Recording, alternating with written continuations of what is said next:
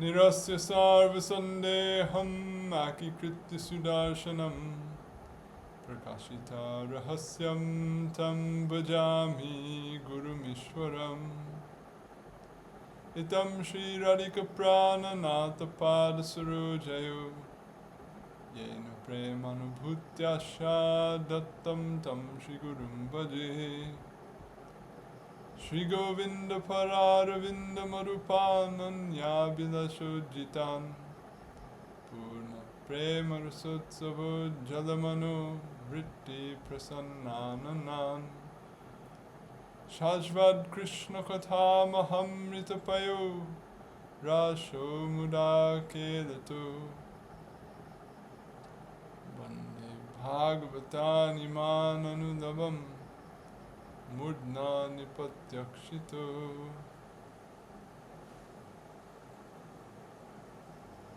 Namah Shri Guru Krishnaya Nirupadi Kripa Krite Yashi Chaitanya Rupa Bhut Tanvan Prema Rasam Kalo Jayatam Surato Pango Mama Mandamater Gati Matsarvasva Parambojo Radha Madana Mohano Adadana-strinam dantoye yacheham puna puna Srimad Rupa Parambojo Dhulisyam Janma Janmani Abhirapali Patiputra Kanta Dasya Vilashati Balashvavara Sri Rupa Chintamala Sapti Sangsto Matsvanta Durdanta Haiturastam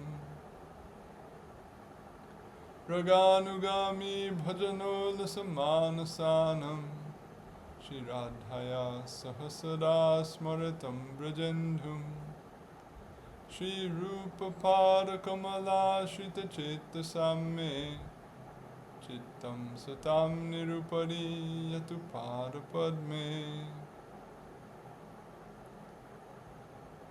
Bhaktir Nikilarta Varga Jananiya Brahma Sakshat Krite Anandati Shaya Prada Vishaya Jat Sukyat Vimuktir Yaya Shri Radha Ramanam Padam Bhaja Yugam Yasya Mahanashrayo Yakarya Vrajaloka Gurutara Premnaiva Tasyai Namah Yaram Yanikila Ghashanga Shamani Shrutratritim Sangata Yaswadya Rasikai Sukabdi Janani Dhuikarya Mukti Spriham Yadhyata Hridaye Vrajendra Tanuja Premamrita Syandini Saji Yadhari Bhakta Vrinda Mohita Dhanyeha Padyavali.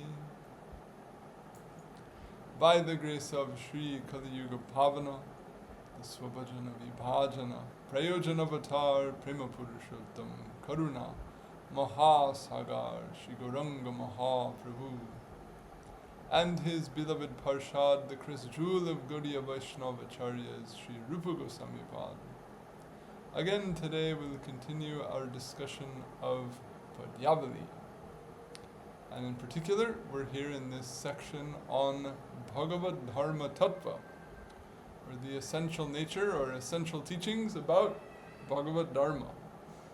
So this verse was cited from an anonymous author of the South, who made this remark that one who has the thought of a stone in relation to a deity, in other words, who thinks a deity is just a stone, is in naraki, is someone situated in naraka, which we can take to mean someone situated in ignorance or in a state of unknowing that is a cause of suffering or a lack of satisfaction. So, in our last reading, we looked at how Jiva Gosvami comments on the main verses in the chapter on the practice of archana, or the worship of deities, taught by Bhagavan Shri Krishna in the Uddhava Gita, and how he explains how a bhakta sees the deity to be a manifestation of Bhagavan himself. And we also looked at a beautiful poem of Sanatana Gosvami, who encapsulates the beauty of these teachings in one of his writings in the Krishna Lila Stava. And we also looked at some of Jiva Goswami's analysis of how shalagram shilas, or other shila deities, or shila-formed deities, are worshipped, and how they're perceived in a similar but yet not quite identical way to the manner in which deities that visually or physically resemble the figure of Bhagavan. So now, for some extended reading, we'll look at a section in the Bhagavad-dharma-tattva where the topic of archan, or deity worship, is taken up. And this goes on for nearly 20 verses in the Bhagavad-dharma-tattva, so we'll look at some of those verses, we'll look at some of the commentary on those verses, and we'll also look at commentary on verses cited in the commentary, which is where the nitty-gritty really comes in, so to speak. And interestingly, in commentaries on the verses cited in the commentary, we find cases where the verse under discussion, the verse here in Padyavali, is also cited by Jiva Gosvami, or also cited by Sanatana Gosvami. So as I mentioned, this whole extended discussion that we're having is sort of a flushing out of all the various cases where the Goswamis have cited this verse in their works in reference to various subject matters. So we'll come to that as we go through. So that's our roadmap. So now we'll dive in to this discussion from Bhagavad-dharma-tattva about archan. So, I'm starting top of the fresh file.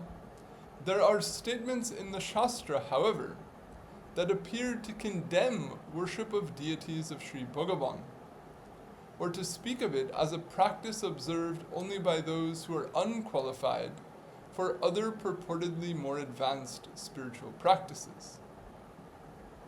So we finished off last time with this statement of Rupa Gosvami Prabhupada, saying that archan is one of the 5 practices that it has this extraordinary power that it can manifest bhav in the heart of even an unknowing person, or even a person who doesn't have shraddha, provided their mind is free from aparad.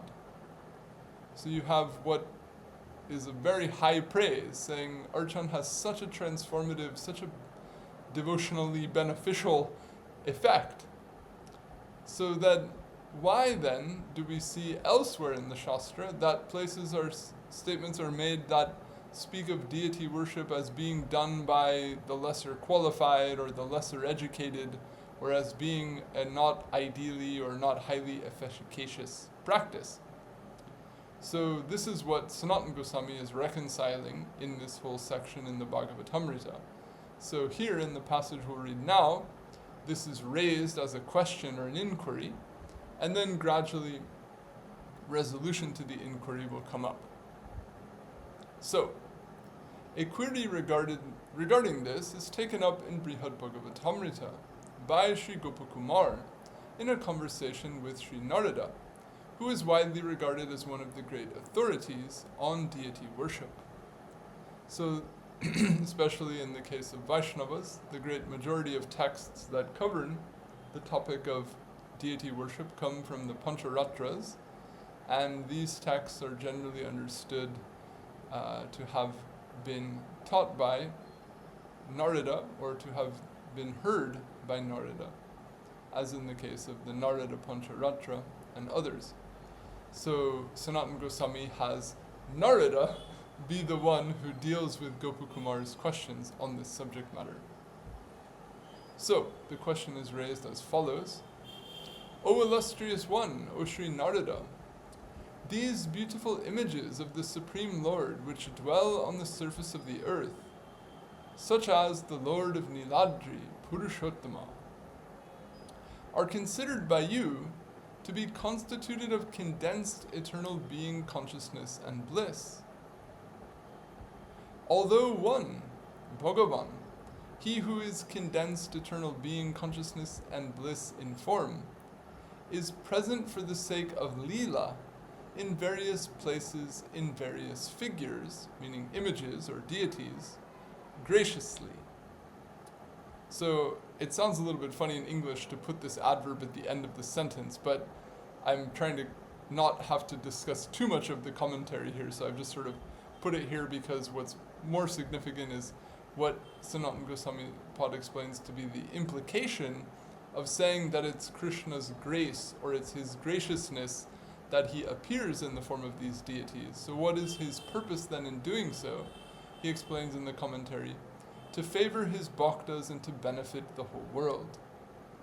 So although Bhagavan is spiritual in nature, or his form is made of consciousness, he nevertheless appears in these forms that are perceptible to material eyes. And this is his grace upon the world because this is how he benefits people in general, and also how he shows affection or shows favor to bhaktas. Bhaktas want what? Bhaktas want to please Bhagavan, bhaktas want to serve Bhagavan. So he favors them by giving them the opportunity to serve him in this form. In other words, he comes to accept their seva in this way. So the deity can be perceived as a tangible, visible manifestation of Bhagavan's grace, of his loving reciprocation with the aspiration to worship in the heart of the bhakta. And as we read in the commentary of Jiva Gosvami last time, anyone who passes away within 2 miles of a shalagram śilā goes to Vaikuntha. So he also, benefits the world or benefits people in general who may not have intentionally sought to worship him by being available in that form, such that knowingly or unknowingly they may contribute to his worship. So although Bhagavan is one, and although he's spiritual in nature, he appears in various places and various deities. And he also notes here, we can note, for the sake of lila. So this act of Bhagavan, of manifesting as a deity, can also be understood to be a lila he performs. And that lila he's performing is a manifestation of his grace, and that graciousness is his favor, his reciprocation with his bhaktas, and his interest in the well-being of all. So, Gopakumar has already been to Purushottam at this time. He's had darshan of Jagannath. He's had this wonderful experience of worshipping Jagannath. So he's participated in that lila. He's felt that grace. He's greatly relished that. So he has such great appreciation for this. So he says, therefore, what fault could there be in worship of them, with indifference towards all else? That is, with one-pointed bhakti, whereby one remains indifferent towards all modalities other than bhakti, such as dharma, karma, and yoga. So he's saying deity worship is so wonderful. This is Bhagavan's great favor upon his bhaktas, his way of benefiting the whole world. He appears in all these different places. This is his own lila. So what could be wrong with that? If someone one-pointedly engages in bhakti to that deity of Bhagavan, what would the problem with that be? Rather, even when being performed somehow or other, that is rightly or wrongly, even great benefit is understood to occur as a result of worship of these images of Bhagavan. So just as the verse we left off with from Rupa Goswami last time, even without Shraddha, the person is highly benefited by worshipping the deity. So here by saying somehow or other, the implication being howsoever the person worships, even if they don't know so well how to do so, then there's so much benefit for that. So it's so wonderful, it's a manifestation of his grace, it produces so much benefit for people. So why are those statements heard from the Puranas? That is, why are there statements which indicate that a fault can occur as a result of performing worship of an image of Sri Bhagavan? they cannot also be devoid of authority. They have emanated from the mouths of mahats. So he's saying, but in the Shastra, there are also statements that say there can be problems with worshipping deities, and we cannot say that those statements in the Shastra are false or without authority. They're said to be spoken by Mahatmas, by Mahajans, by persons of reliable experience. So we understand it's so beneficial, but yet we also hear from an authoritative source that it's problematic. So how do we reconcile this? This is the question. So Sanatana Gosvami Prabhupada elaborates on this in the commentary. Although Sri Shankarshan and others situated in their respective regions, and also all those deities such as Sri Ranganath, present in their respective abodes, cities, and so on, also in the region of Bharat, are certainly worshipable with Shraddha, as though they are Bhagavan in person, that is, as Bhagavan himself. And although no difference of opinion is possible on anyone's part in that regard, in other words, nobody disagrees with this, that these deities are fit to be worshipped with faith as a form of Bhagavan, no one's arguing about this. Still, just because of hearing the word image or pratima in those various statements in the Puranas that speak of there being some impropriety in image worship, there is a question in general that can arise because of doubt even in regard to the propriety of worship of them by way of an inference potentially being made by some of those images of Sri Bhagavan's inclusion among images, that is, of their being regarded as merely images or statues, and not as manifest forms of Sri Bhagavan himself, on account just of their similarity to an image because of their lila. So in other words, it's a lila of Bhagavan to adopt this appearance of an, quote, of an image, or in a way that resembles a statue. So seeing that, someone may think that's a statue. In other words, they may not recognize, or they may not understand, or they may not, quote unquote, believe that this is actually a manifest form of Bhagavan who's posing or playing to be an image or a statue. But in reality is far more than that. So he's saying that there is a question of this being done, quote, inappropriately, in that if one worships the deity thinking this is just a piece of stone, that is said to be detrimental. So this is how the question is being raised. That although deities are present all throughout the land of Bharat, although there's no difference of opinion about this, still the question can arise, or there can be a doubt about the value of worshipping them when someone doesn't have the right understanding of how to do that.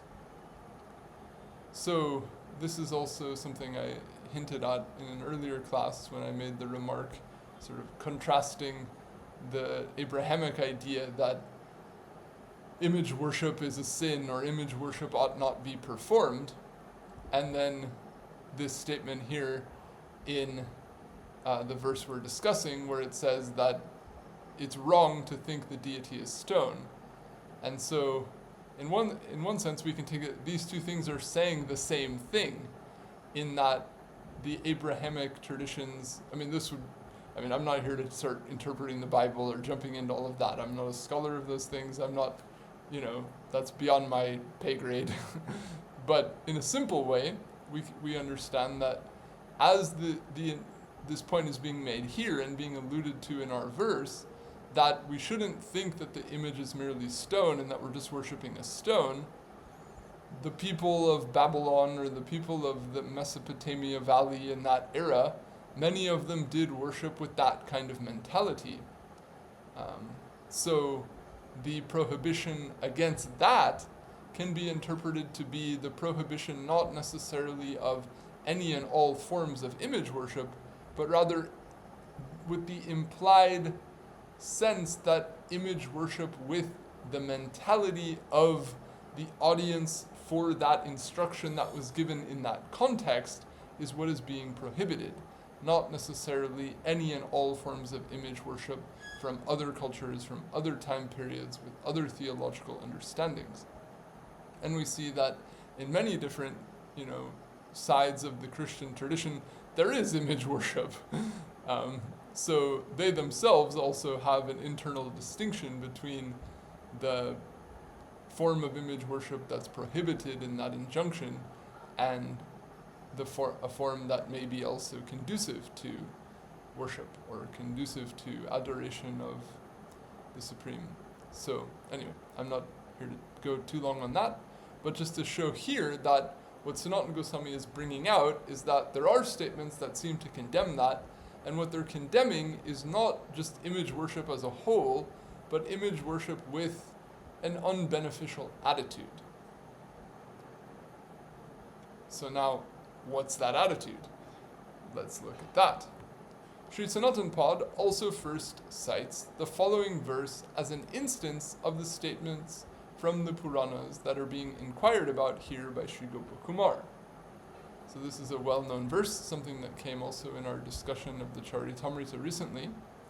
And as we discussed, there's quite a range of scope of interpretation of this verse, given by Sanatana Pad in Hari Bhakti Vilas, as well as by Jiva Gosvami. So I won't go into all of that now, but the specific interpretation of this verse that's relevant to this discussion. One who for Hari performs puja with Shraddha only of his presence in a deity and not in his bhaktas or in others is considered a beginning bhakta. So this is a well-known statement in the Bhagavatam. Elaborating on Sri Samipad's analysis, Sri Sanatana Pad explains in his commentary on Hari Bhakti Vilas why a bhakta with the characteristic described in this verse is regarded as a beginner, and cites the verse under discussion as an evidential reference. So in other words, what's interesting is Sanatana Gosvami, in commenting on this verse, quotes this verse that we're talking about in Padyavali in his explanation. So in the way that he's interpreting this verse in this case, we can see why he's saying this. So he says, one performs puja only of Hari's presence in a deity, that is, in an image. One does not perform puja of his presence in his bhaktas, and thus not in anyone else. He is beginning, that is, one in whom the fundamental form is beginning, meaning one in whom bhakti is beginning just now. Gradually he will become advanced.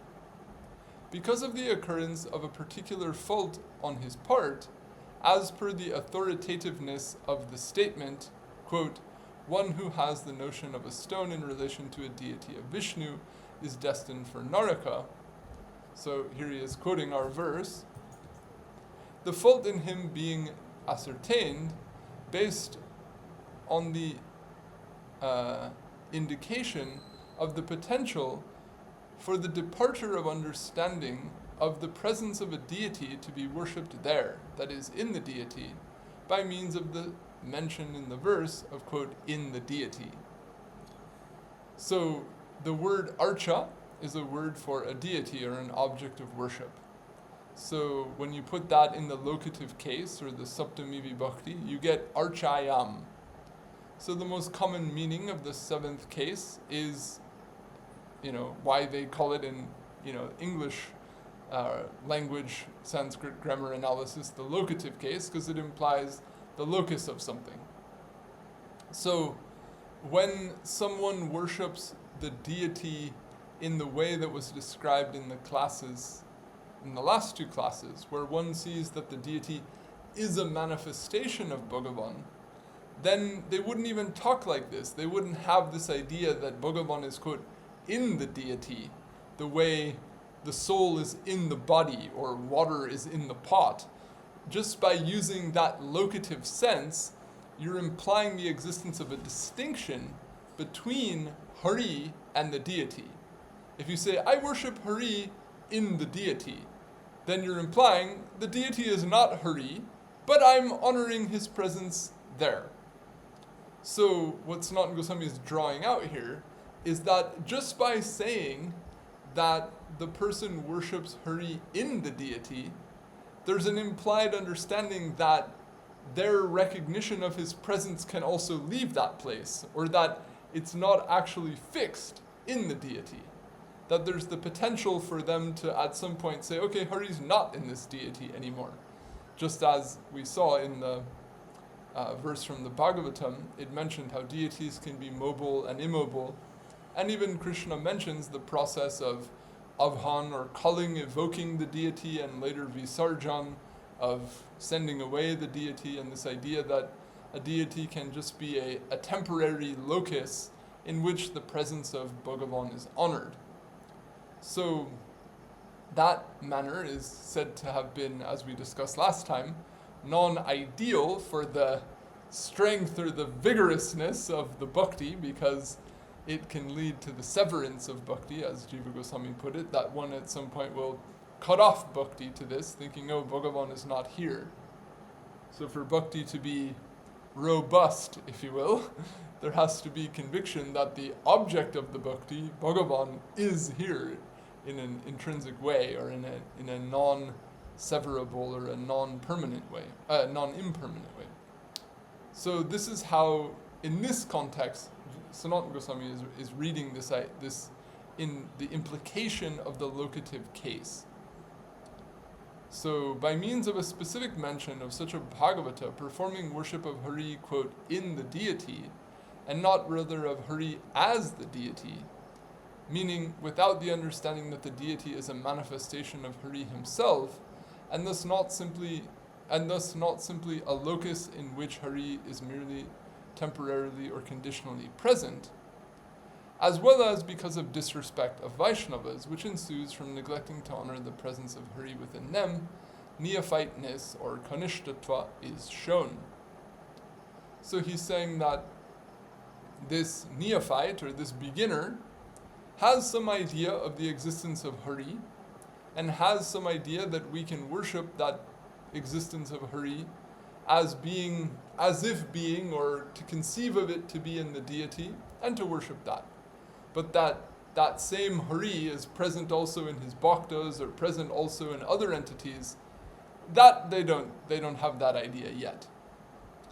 So here, that person is said to be a beginner. In other words, they haven't yet understood that they can see the deity as more than just a locus of Bhagavan, but to be Bhagavan. They can also see the presence of Bhagavan in his bhaktas. They can also see the presence of Bhagavan in everyone. All these things are not yet understood by such a beginner.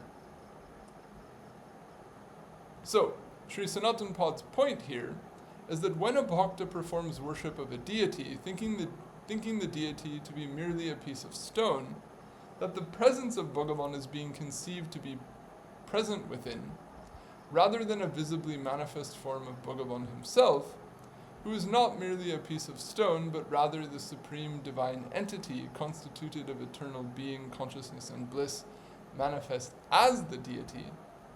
And moreover, when a bhakta fails to recognize and honor the special presence of Bhagavan in other bhaktas, and the general presence of Bhagavan in all living beings, then such a bhakta is regarded as a neophyte. Sri Jiva Pada elaborates on the significance of this in his commentary. So Jiva Gosvami takes it like this: one who performs worship only, that should be only in a deity, that is, an image of Hari. One does not perform worship, I forgot to edit this, in his bhaktas, and thus not in anyone else, because of a lack of prema for Bhagavan, a lack of knowledge of the greatness of bhaktas, and a lack of the quality of a bhakta in oneself in the form of respect for everyone. So this is a point we're going to come to soon, but I'll just note that Jiva Goswami is also putting it here, that without the recognition of the presence of Bhagavan in every living being, the impetus to respect every living being will be lacking. So, therefore, it's crucial to have that understanding of the presence of Bhagavan within every being, to have knowledge of the special greatness of bhaktas among beings, and to also have love or prema for the Bhagavan manifest as the deity, as we discussed last time, where Krishna in the 11th canto said, speaking about deity worship, said, worship me with prema. So by saying worship me with prema, when he's actually talking about worshipping a deity, he himself is implying that I am the deity, and that the deity is worthy of being worshipped with prema. This was what Jiva Gosvami mentioned in the previous commentary.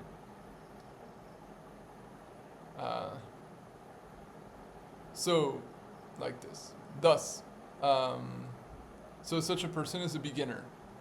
This Shraddha, meaning the Shraddha mentioned in this verse, with which this beginning bhakta performs worship, furthermore, is not born of ascertainment of the meaning of Shastra, because of such a beginning bhakta's not understanding the Shastra, wherein it is said, quote, one who has the notion of self in relation to a corpse made of the three elements, a concept of, quote, own in relation to a wife and so forth, a concept of worshipability in relation to earth, a sense of a tīrtha in relation to water, but never any of these, namely a sense of self, belonging, worshipability, or source of purification in relation to realized persons, is indeed a donkey for cows.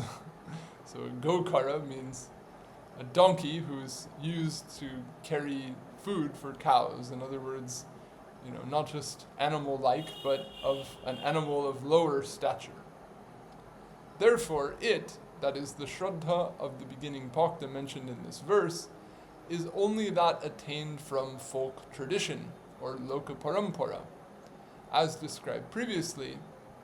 So he's saying that the Shastra teaches that Bhagavan is present in all beings. The Shastra teaches that the person has, that the bhaktas have special greatness. The Shastra teaches all these things. So how would someone be doing this worship without that understanding? Because they haven't learned the Shastra, because they haven't been taught the Shastra, they don't have conviction in the Shastra. So then, why are they doing this worship? Because they're just learning whatever their folk tradition is from their village, from their family, from in the modern day, from the internet, wherever. They're just, going along with whatever cultural or common custom or practice that they've come across without having received an education in it and having conviction in those texts that give that education. So Jiva Goswami is inferring this. In other words, he's saying, if someone is doing this worship but lacks this understanding, but it says that they have Shraddha when they do the worship, then they can't have Shastriya Shraddha because they obviously don't even know Shastra, and you can't have Shastriya Shraddha if you've never studied Shastra. So they must have Lokaparampara Prapta Shraddha. They must have Shraddha that's based on folk understanding, the way they saw in their family and their community as when they were young or whatever. So he adds this important point, saying thus, a sadhaka possessed of Shastriya Shraddha, in whom prema has not manifested, is certainly to be known as the primary beginner. So he's saying, actually, what the Bhagavatam is saying here, this is not even like much of a beginner. This is like way down, not yet kind of hitting the ballpark of practicing bhakti as it's meant to be practiced. But perhaps if I can borrow the words of an American rock star, back in the beginning, when everything was simpler and more confused.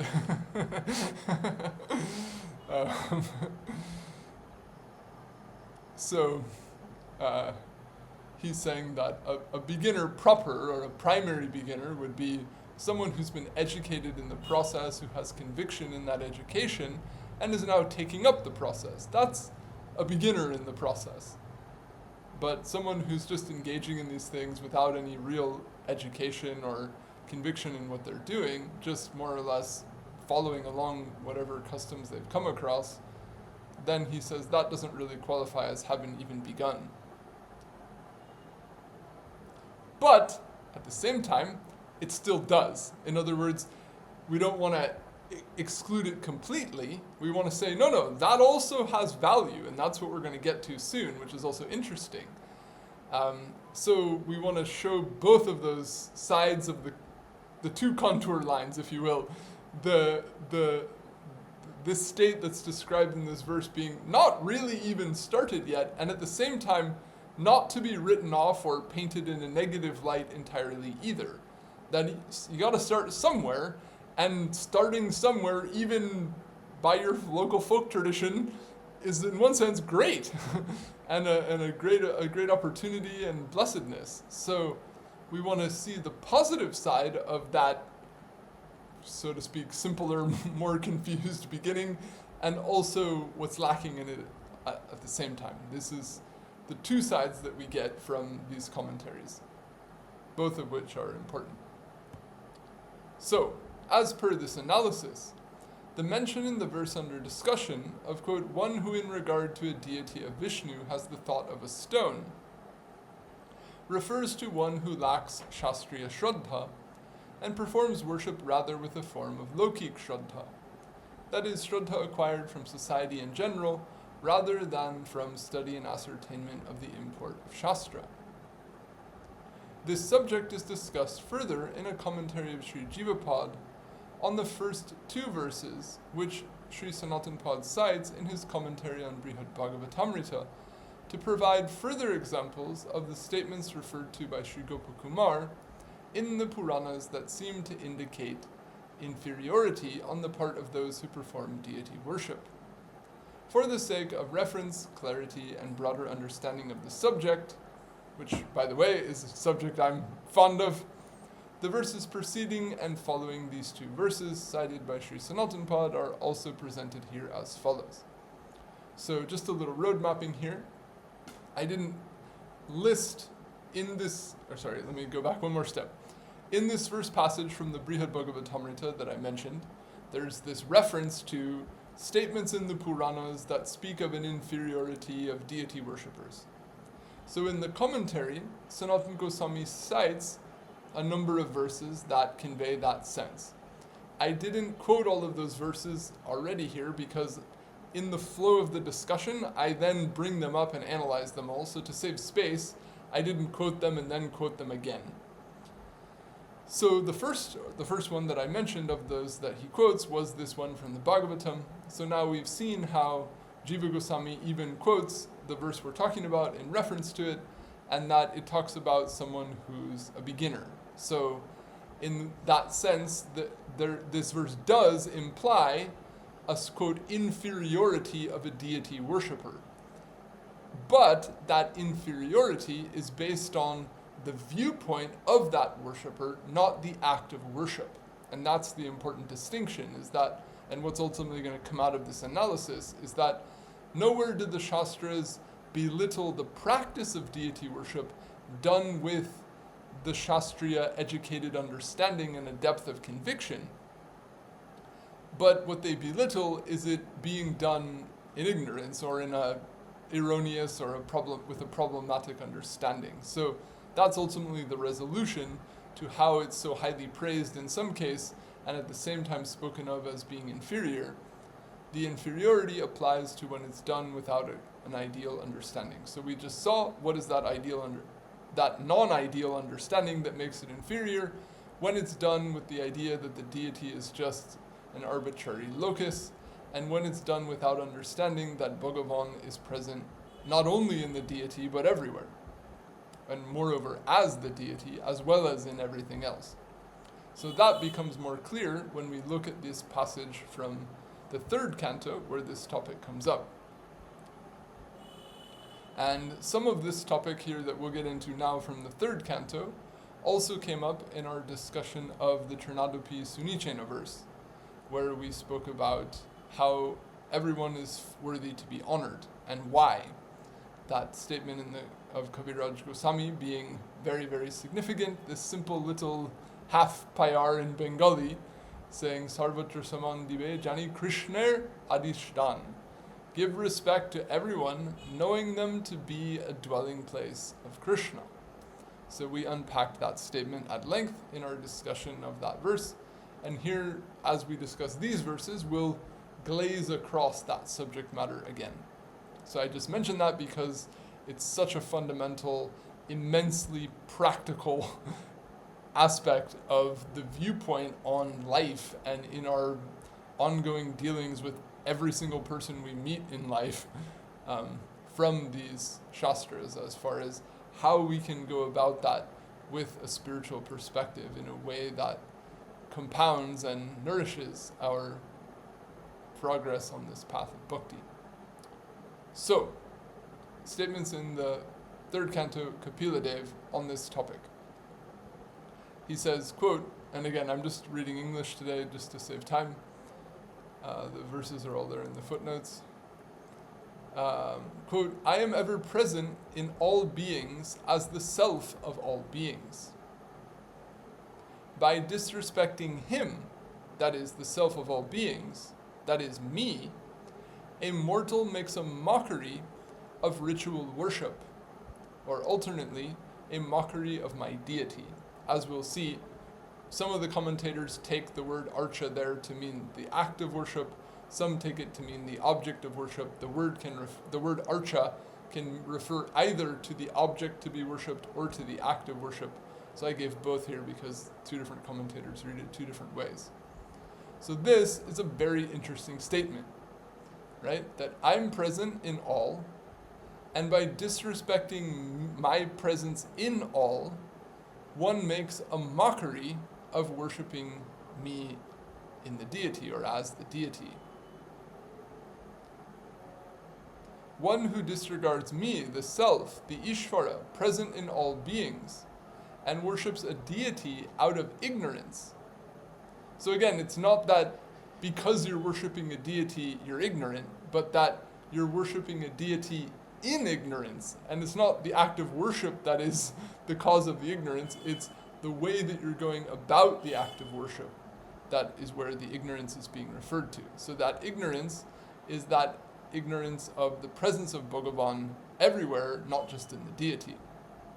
So one who goes about it out of ignorance only makes oblations into ashes, which is a way of saying, in a cultural way, that crying in the forest, or doing something futile, or doing something that doesn't produce its intended result.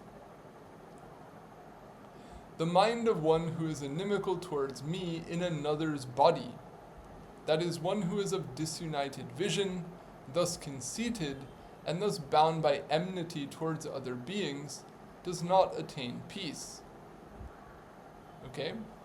So, if you don't have this understanding, you make a mockery of the act of worship, you don't get the beneficial result of the worship, rather you do something that ends up in being futile, or like oblations into ashes, and moreover, you don't even feel peace, you don't even feel happy. In other words, you live in a state of tension and anger and frustration and all these other things due to the mentality that you have. So these are the points made so far. O sinless one, I am certainly not pleased when worshipped in the deity with rites performed with variegated materials by one who disrespects other living beings.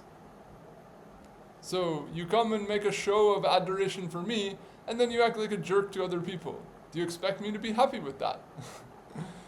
So, to understand that to be a worshipper of Viṣṇu, he who is all-pervading, to be a worshipper of divinity, of ultimate reality, ultimately means coming into a harmonious relation with everything, not isolating or separating anything from that, but integrating oneself into the whole that constitutionally you've beginninglessly been a part of, whether you realize it or not, and acting nice, to put it simply, just recognizing your role within the whole and acting in a way that leads to the well-being of all. How would you be supposedly being devoted to he who's defined as having the purpose of sustaining and nourishing and supporting all, ever be happy with you if you're just making his job harder every day. In other words, if his job is to nourish and support everyone and you're just going around causing a ruckus, and then you call yourself a bhakta, come on, man.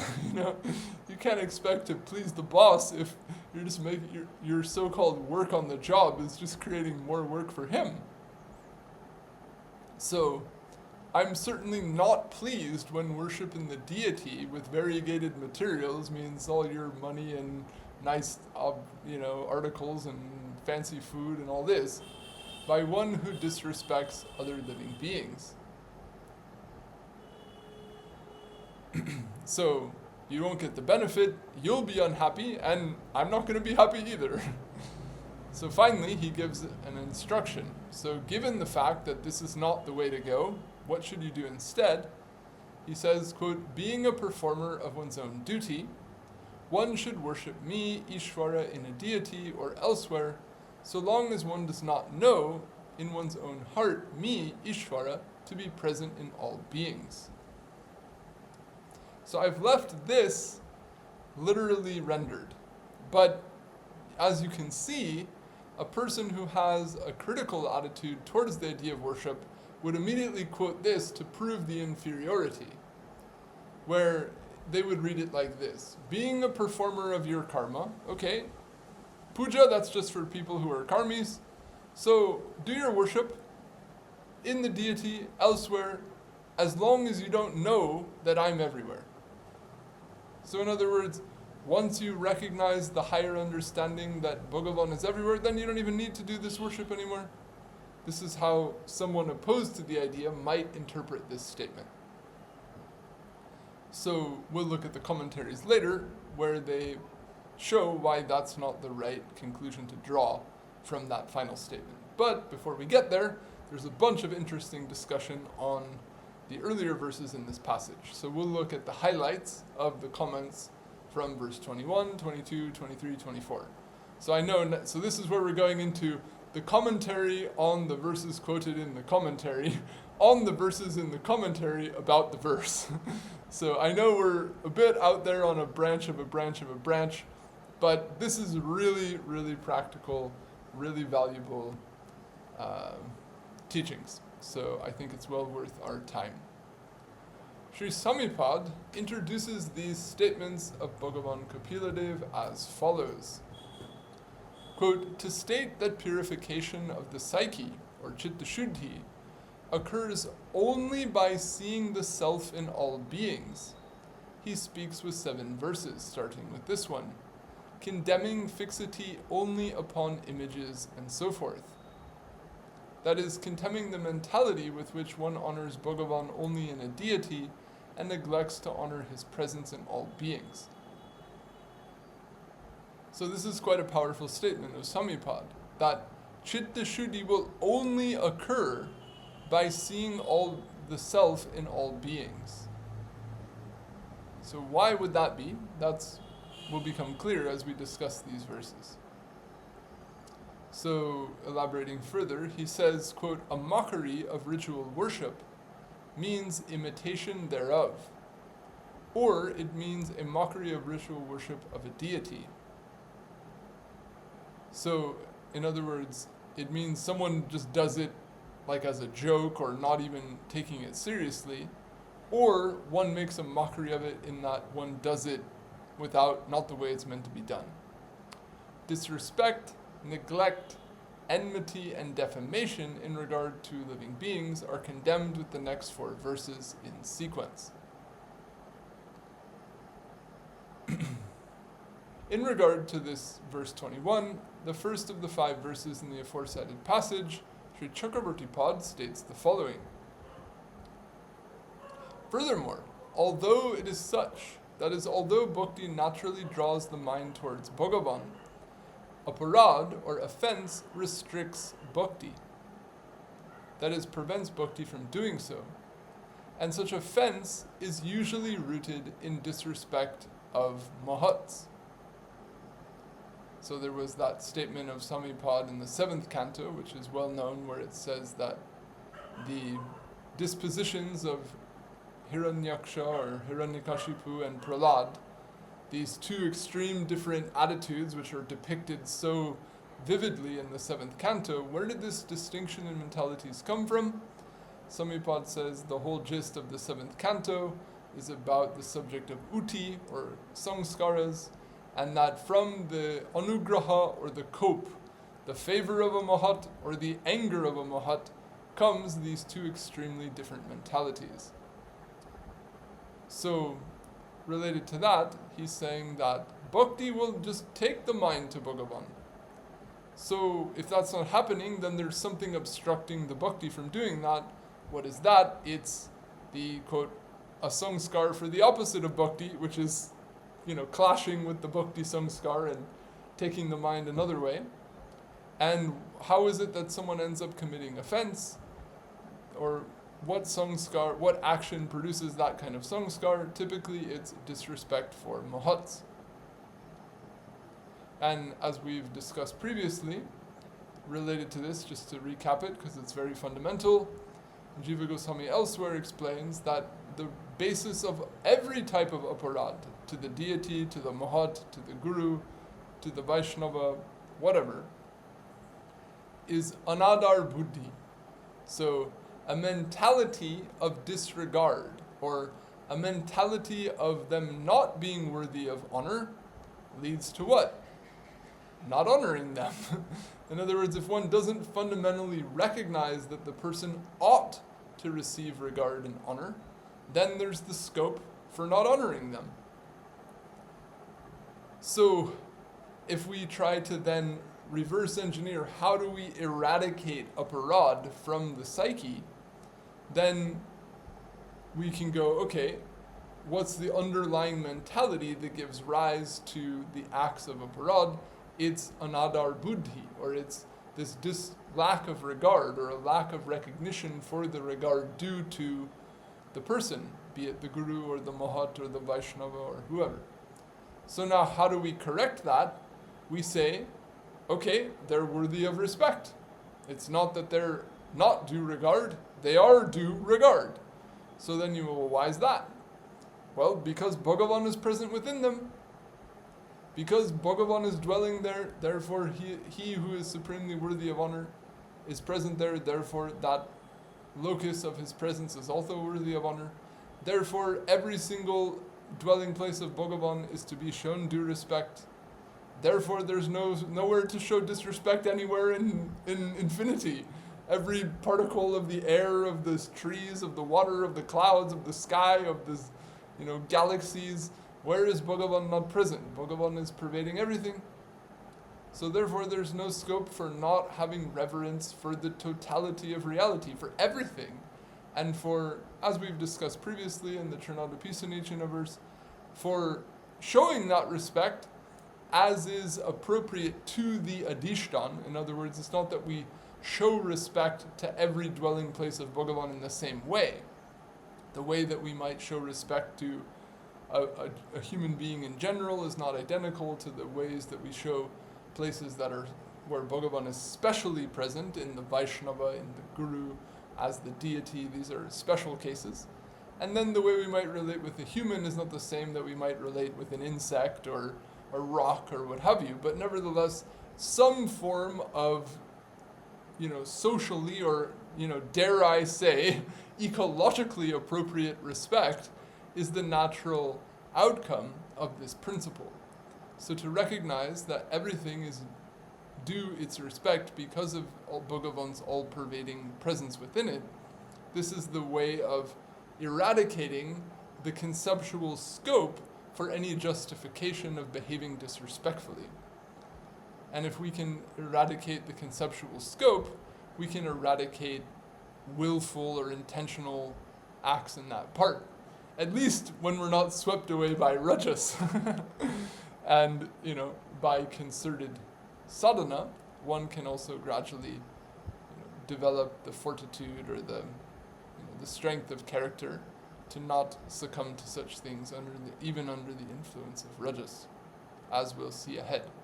So, without excessive elaboration, therefore, for the purpose of avoiding the possibility of committing offense to them, meaning mahats. All beings are to be honored with the mentality that they are dwelling places of one's own Ishtadeva. So, offending a mahat is especially problematic, but who's a mahat? We don't know. Where is a mahat at any given time? We can't say.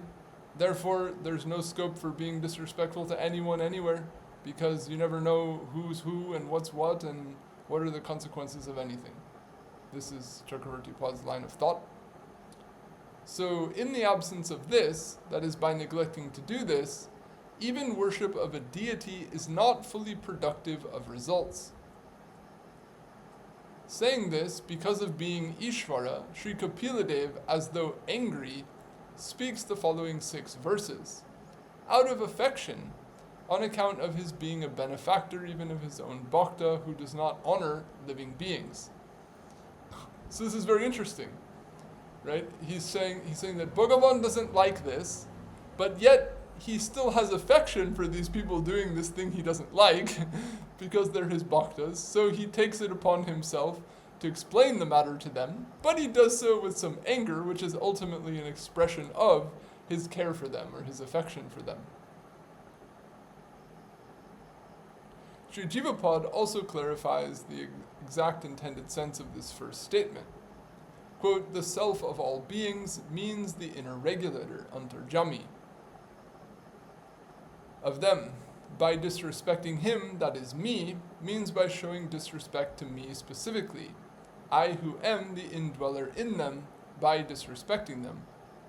Thus, one who, having done that, makes a deity, that is an image of me, and worships it, makes a mockery of that, meaning one only shows disrespect to it. So you make a deity and you perform the ritual with respect, but if you have this mentality, you're nevertheless still ending up showing disrespect to that deity, because that very deity is present everywhere else as well. In other words, Bhagavan is there just like he is everywhere else.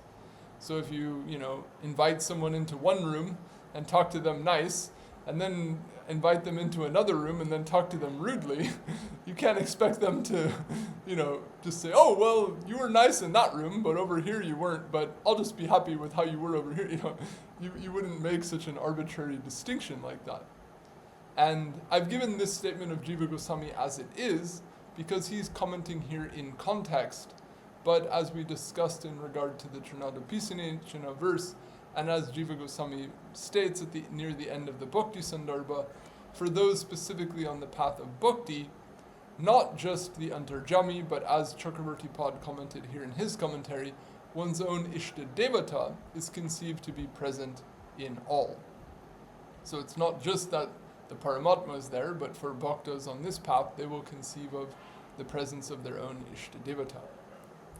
So, like that. Alright, looks like I'm out of time for today.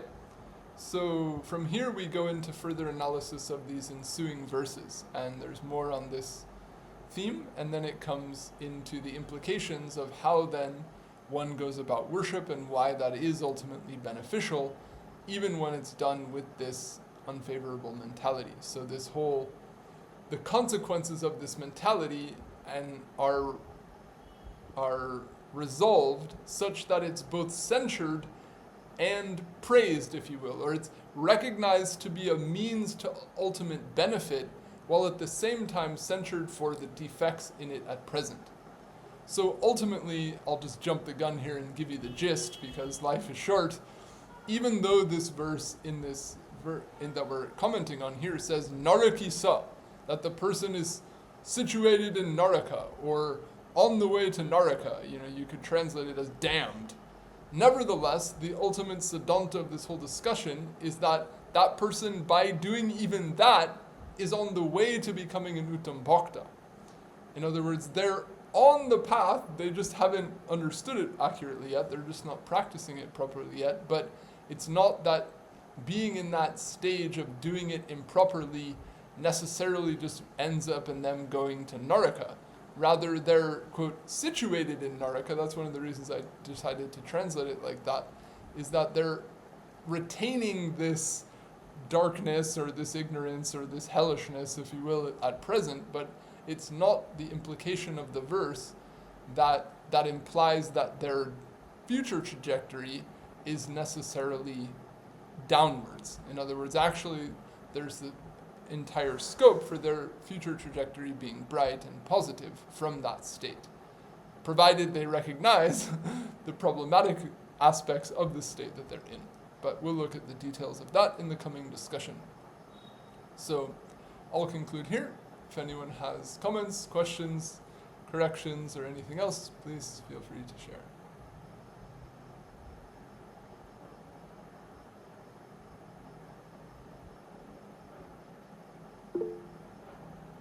Yes. Thank you. This is a great presentation. I was wondering, can you hear me correct? Yes, I hear you. Yeah, so I was wondering how this all-pervadingness played the role if someone has strong Vishramba and Mamata. Actually, it seems to be, if somebody has strong Mamata, then this all-pervadingness it's not really, logically speaking, it's not even important item to develop to maintain mamatva and Vishramba. How would that be?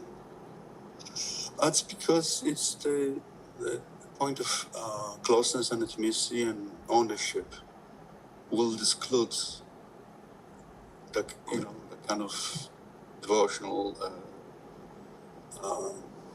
through this devotional jealousy, I would say, minus, exclusive minus versus all pervadingness. Why are these in tension? Because in minus I assume there's no sense of sharing or seeing Bhagavan in everywhere really to share with others. Rather, somebody would tend to have his own private time or private life with Bhagavan.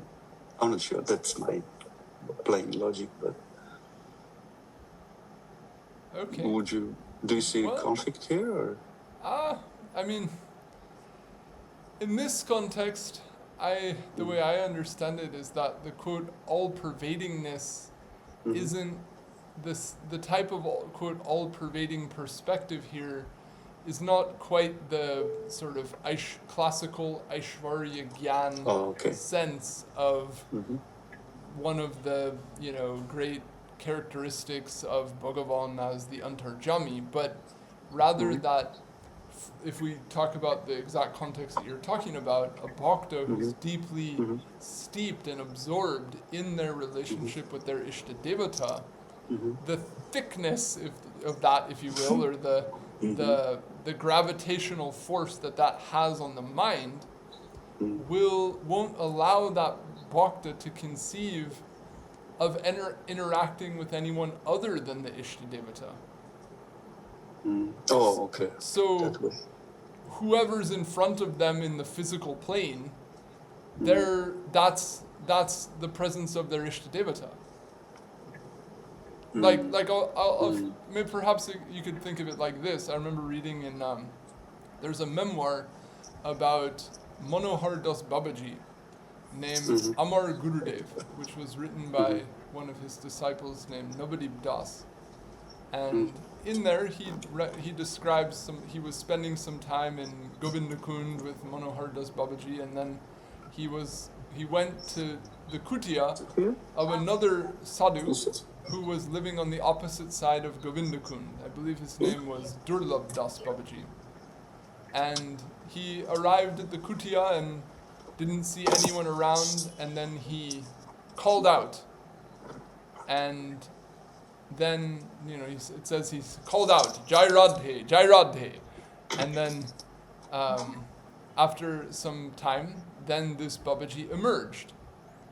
And seeing the Babaji had his beads in hand, and he was, kind of like, he could understand by the way that the Babaji emerged from his kutia that he'd been sitting with his eyes closed in meditation, and now he was kind of slowly getting up and opening his eyes, and that sort of little period of adjustment that it takes for the body to relax and the eyes to, it doesn't say all this in the text, but you can infer this from what's being said. And so then this Navarib Das, when he sees this, then he immediately starts apologizing to the Babaji and says, "Oh, I've come and now look, I've disturbed your bhajan. I came for my benefit and now I've created something that's actually inauspicious for me. Please pardon me, Maharaj." And he starts to beg the pardon of this Babaji for disturbing him. And so what's relevant to our discussion is the Babaji's response. The Babaji said, I was sitting here taking the name of my Ishta Devata. That Ishta Devata inspired you to come here. That Ishta Devata inspired you to call my name. So, taking my attention from my meditation upon him here to the call that he's inspiring in you, I'm coming and receiving this flow, or this, I'm giving attention to this presence of my Ishta Devata rather than that one. So, don't think anything of it.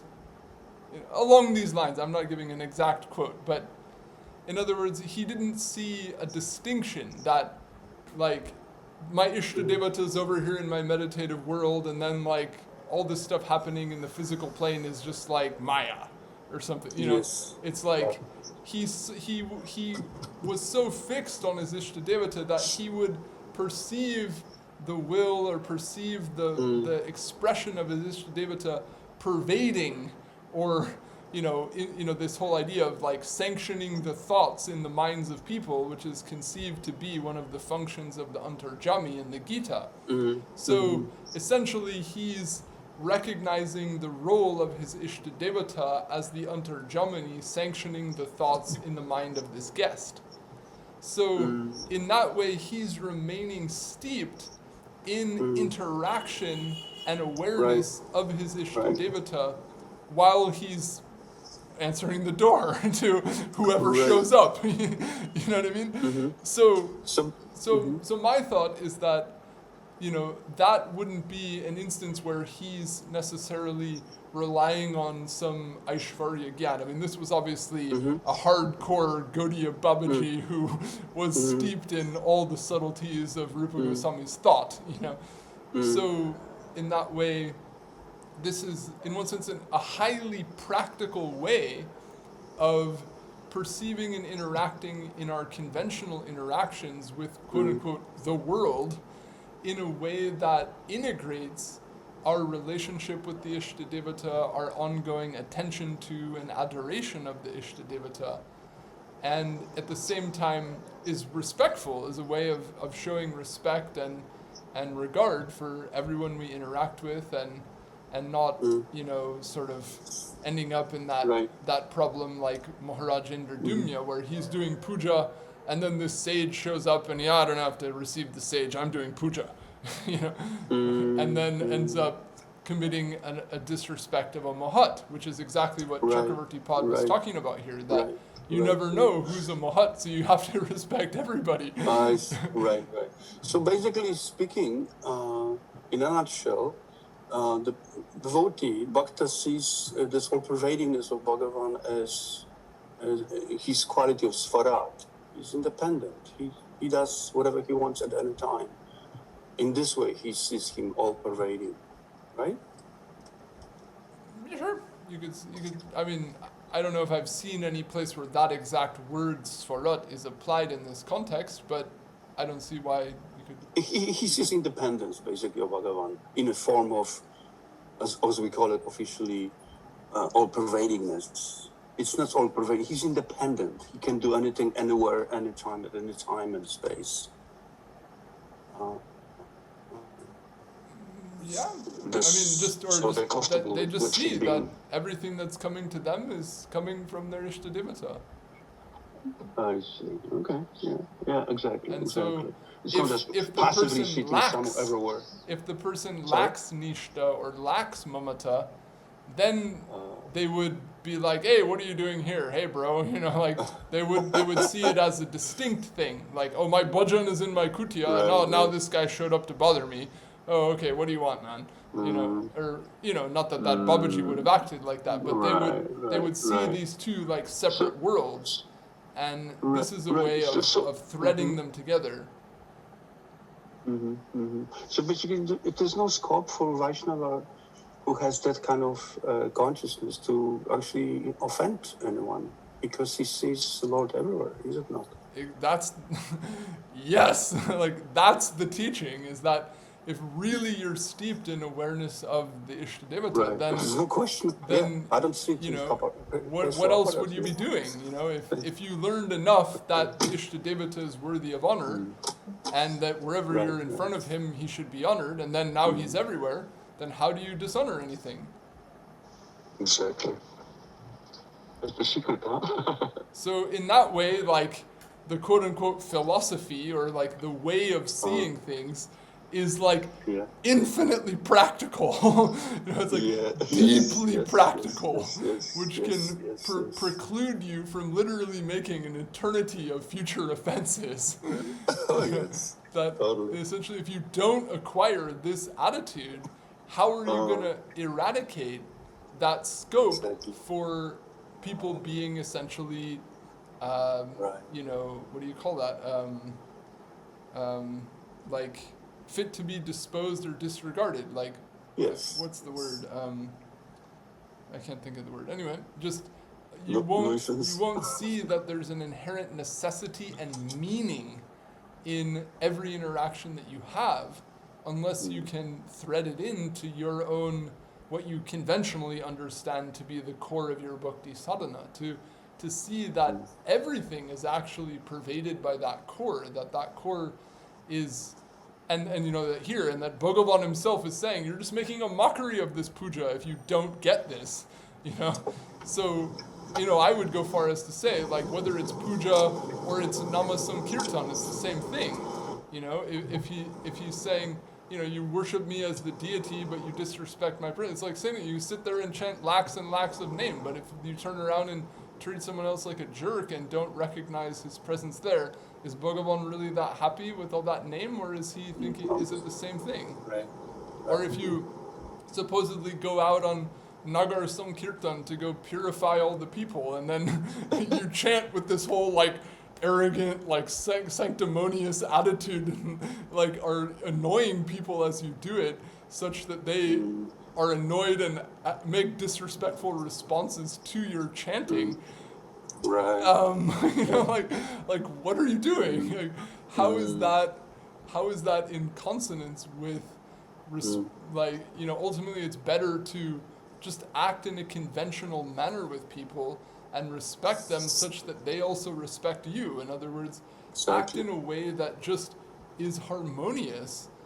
That's closer to acting in the spirit of bhakti than in the name of like teaching them how it is, or teaching them and purifying them with these spiritual things that you end up evoking, gestures of disrespect and rejection from them, or not showing respect to them in the way that you treat them. I mean, I'm saying this now, if you saw me in, still today, it's still there, I'm sure, but earlier in my life, I failed in this respect miserably. So I'm saying this partially as to heal my own, or, my, not, I don't know if I can heal it, but I can acknowledge my own mistakes at least.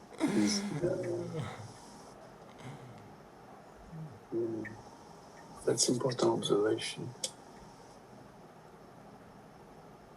So there'll be more. This topic will continue for some time. And the whole point of cultivating that consciousness is it's a challenge actually. Right? It's not okay, I got it. Yeah. And move on. The other side of this also to me is that it prevents any scope for escapism, that you're just annoyed or you can't get along with your whoever, and therefore you go off to be spiritual, but you don't really heal the ability to act healthily and naturally and harmoniously with the people that you actually live with. Like, it's not going to work, man. You can go and do a bunch of rituals and get a bunch of philosophy or whatever, but unless you actually learn to practically behave in a respectful and kind way to people. Sorry, bro. You know? Yes, it's very valid point. Practical and somewhere else. You know, so in one sense, all this like grand, highly esoteric concepts of refined forms of divine love in the ultimate world, it's like you want to get into all of that, but you're still going to have to learn how to just be the most basic good person in life. Like, yes, you can't just pretend that like the most ordinary things, which are actually the things that among the impartial analysis of world society ultimately matter. In world society, most people don't care what kind of esoteric spiritual practices you do with the door closed in the morning. People care if you're just a decent guy and you're not a jerk to other people, you know? So it's like, you're gonna have to still learn that. And if you do learn that, then guess what? You know, think of how much just basic worldly well-being would ensue and how much cultural harmony would come about if people who had their own respective, you know, elaborate spiritual viewpoints and practices also saw the like immensely necessary, fundamental, simple practicality of really living that out. So then it seems like the Dharma comes very handy here, to, you know, practicing Dharma in order to acquire that sense of universal vision of respect. Dharma? Yeah, well, Dharma has a way of conduct and piety and behaving the way not to disturb. And that could be a stepping stone to actually fully embrace this, you know, operating as Bhagavan. Yeah. Well, as I think initial part of regulator. The spirit of this is that the inner impetus for this behavior, for the person on the path of bhakti, should come from the cultivation of bhakti that they do. You know, it's like the charm, the sweetness, the attraction, the beauty that they relish in Krishna. Their ruchi for that can be the impetus for their kind behavior in their conventional dealings, which can be a far more rich, strong source of motivation than like a sense of social duty or formality.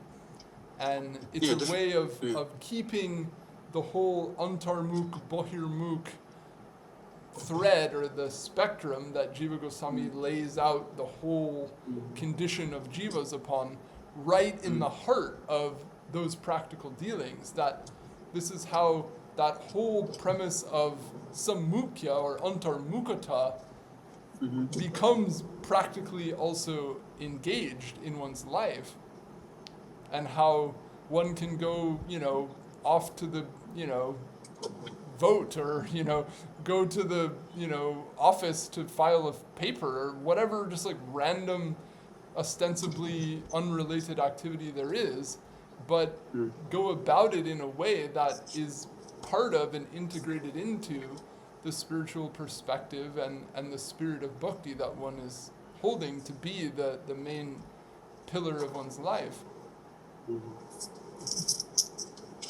Yes, correct.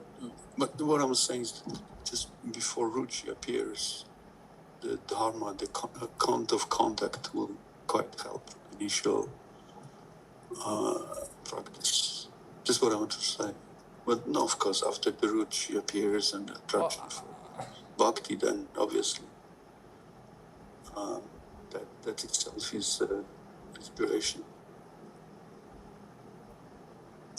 Okay, I mean, I'm talking about the ruchi here that's fundamental to Shraddha, like just any ruchi that is what orients one towards the path of bhakti, as opposed to, you know, something beyond Nishtha. I'm not talking about that right now. Something referring to Jiva Goswami's comments on the end of the first chapter in the Sindhu, which we went through some time back. I'll have to review that. Okay, thank you, this is great insight.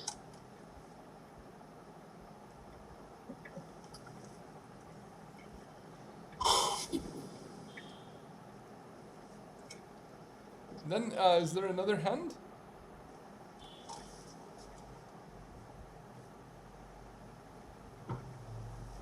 Radhe.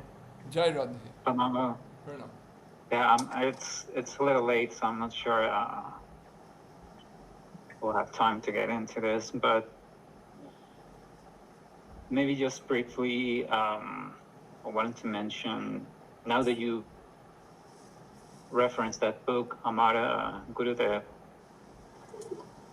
there was a passage there that I remember. Did you? There? Oh, okay.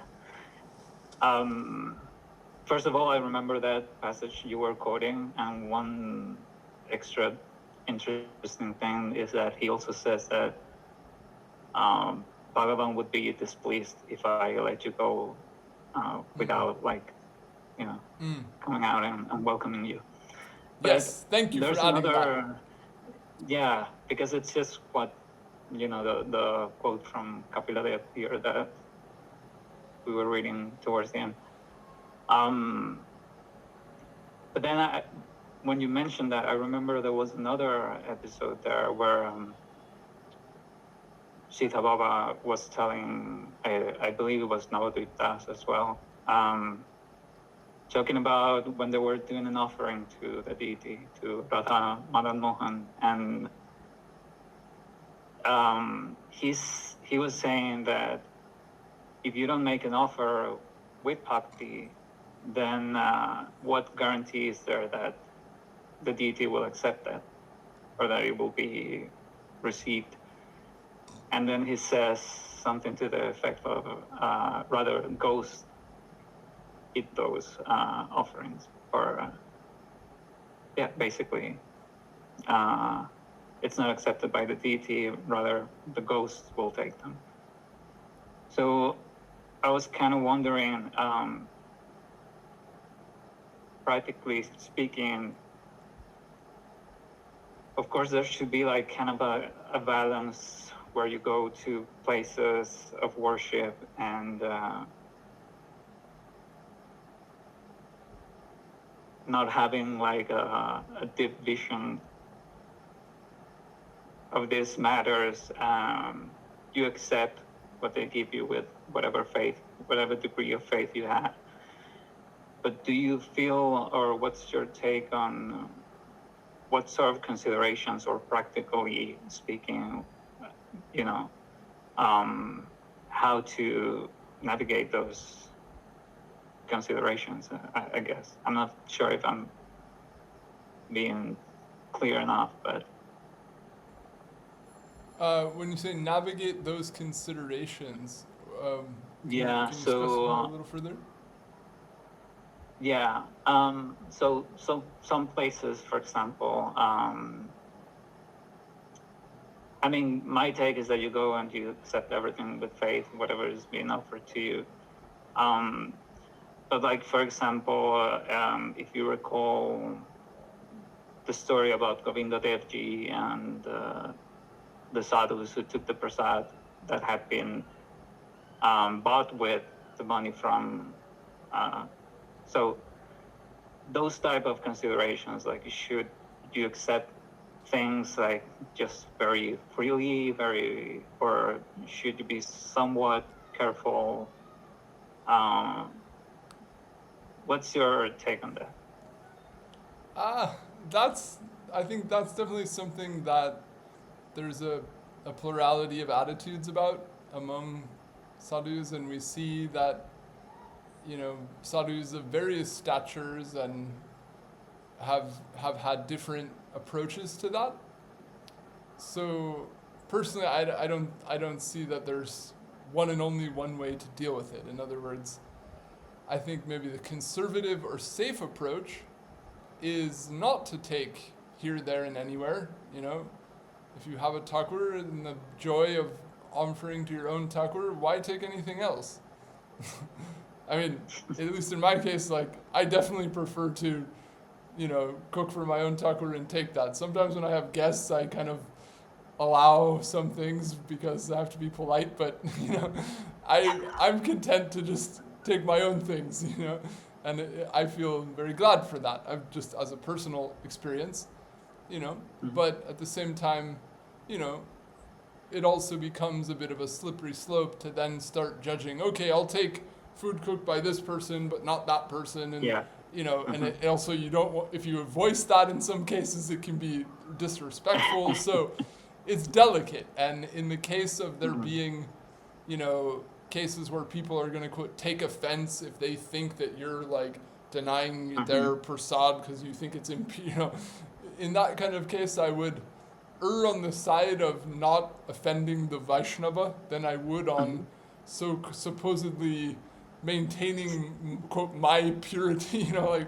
I'm not completely pure, so it's an aspiration, and I would be more concerned that I have a respectful dealing with a Vaishnava than I would about the effect of one meal on one day and one awkward social exchange or what have you.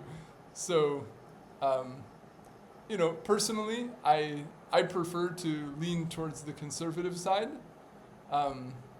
And, if persons are of, the higher the stature one is, as far as I'm concerned, the less it even matters.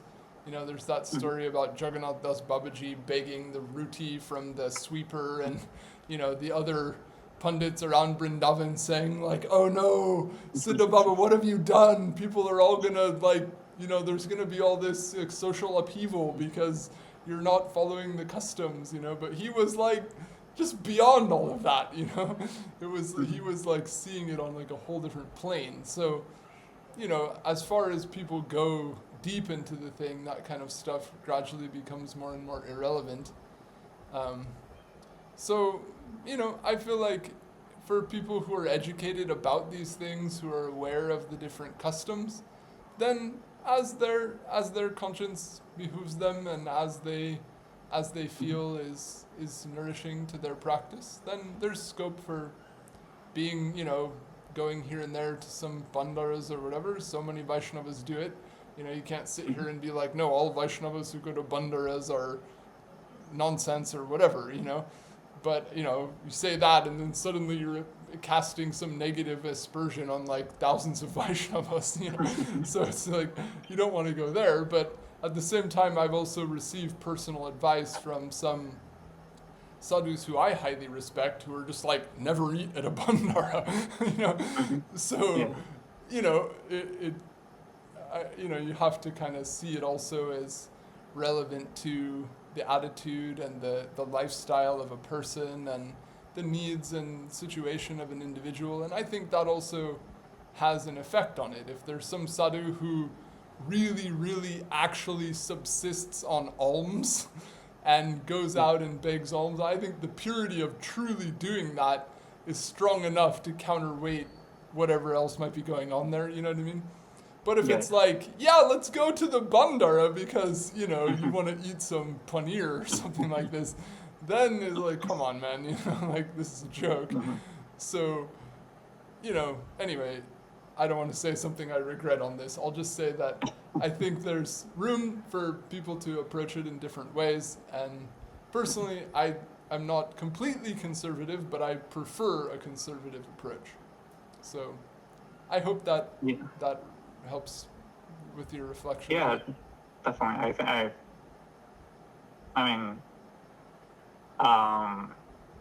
That's basically the point. It really is a case by case kind of approach.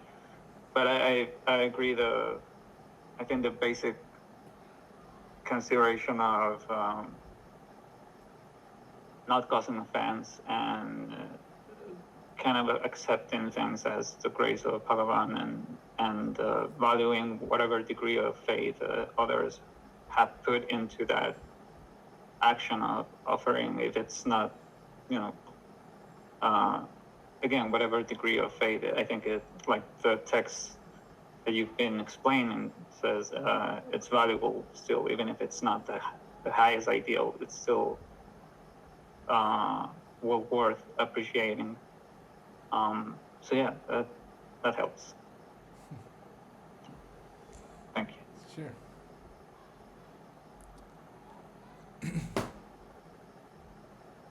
All right, well, we went a bit long on this go, so I think I'll sign off for now. And if we're so blessed, then we'll go further into this discussion of these passages of Kapila Dev, and then further into the discussion of Gopakumar and Narada about deity worship in our coming discussion. Vaishnavebhyo Namo Namah. Jai Shri Guru, Jai Shri Gaur, Jai Jai Radhe. Jai Shri Radhe Shyam. Jai Shri Radhe.